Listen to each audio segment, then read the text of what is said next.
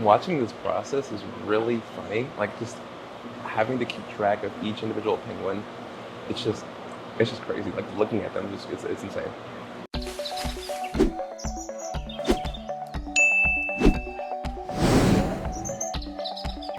I wanted to point out too the chart that Chris has over here. Let me see. It keeps track of all the individual penguins and what they get, what meds they're getting, what vitamins they're getting, what type of fish. That's super cool.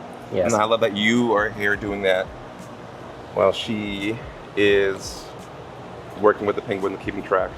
Cool things that went into the design of the exhibit. So we have a lot of the fans, not only to help out with the public, but also to help out with the birds. So the more airflow we have, the less mosquitoes, less likely we are to have any West Nile or anything like that. Mm-hmm. They are mister fans, so when it gets really hot, we'll go ahead and put on the pump, and then we'll get a lot of water and airflow just to cool off the birds and whatnot. Oh, that's cool. The pool's on a chiller, so it's kept around 60, 65 degrees at all times. Mm-hmm. We got what we call a guano washdown system. So we got built-in sprinklers, so we can crank those on and it'll just loosen up all the urates and feces. So when we're cleaning, it's just a little bit easier for us to hose it down and pressure wash it. Oh, that's cool. Okay, so this area is like going to be a new penguin encounter space. You can see the little rock chairs and everything. There's a glass window. There's a little ramp. The penguins can eventually come down.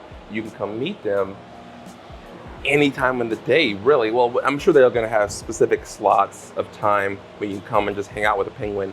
You probably won't be able to touch them, but you'll be able to be up close to a smelly penguin. So Penguin Shores, the penguin habitat itself is kind of separated into two buildings. It's hard to tell, but essentially we have like our penguin night house with our family room, and then we have our life support building. So everything we see to the right is all going to be a separate building which just houses our life support.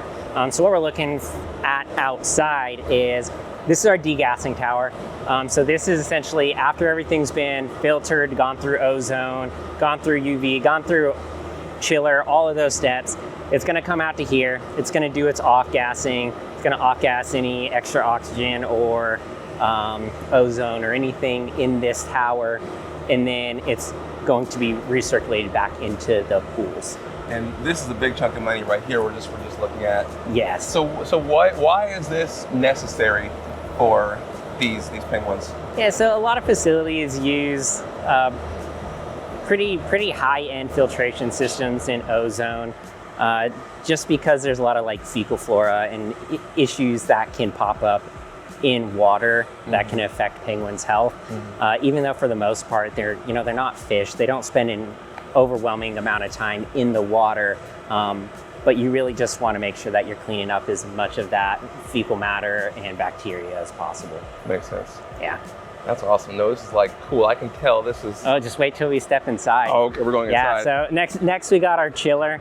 So this is just basically runs into the heat exchanger, and then that's what either heats the pool or chills the pool, depending on what season we're looking at. Oh, that's cool.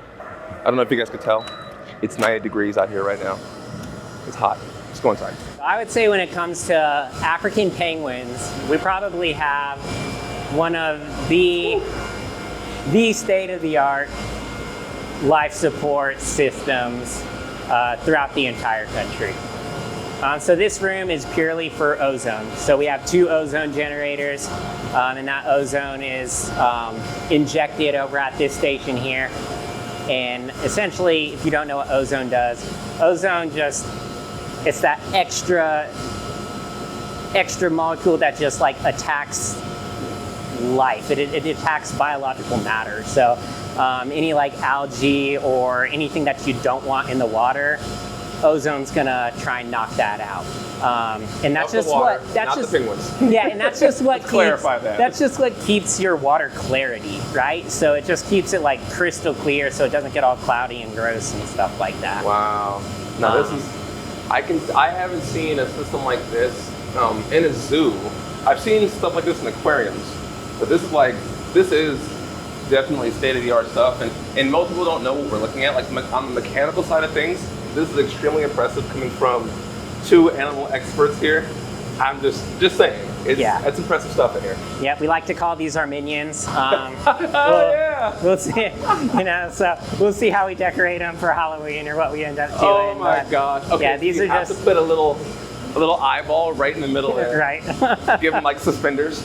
Oh my god. These are sand filters. These are sand filters. Yep. And the next stop is the. So you're gonna come from the sand filters. You're gonna hit the ozone station. So that's right here. And then the next step is going to be the water is going to be chilled, so it's going to run through the heat exchanger. There's more. Yeah. So after the water's chilled, then we have a UV lamp system. So that's just going to like neutralize every last bit of something in there. So essentially, there's like 4 8-foot UV light bulbs in that tube there, and those just kind of burn everything else off. And then we have these pumps, and this is just for water movement. They're not hooked into anything. This just sucks water from one end and spits it out the other end. That just keeps waves, it keeps the movement going, so you don't have any stagnant areas on exhibit. So wow. And then it is elaborate. So can I tell you the thing that I noticed? Yes.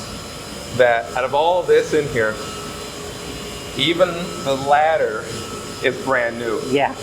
That's what I've noticed. Yeah. I was like, oh. No, this is really nice. Just being in here, this is an elaborate setup for, it just shows the best level of care in my eyes for these penguins. Yes. And just also shows sustainability in here too. Like having the recycling system and everything. Yeah. I love that. And that's a big part of like our mission with our new leadership is how can we recycle and reuse water?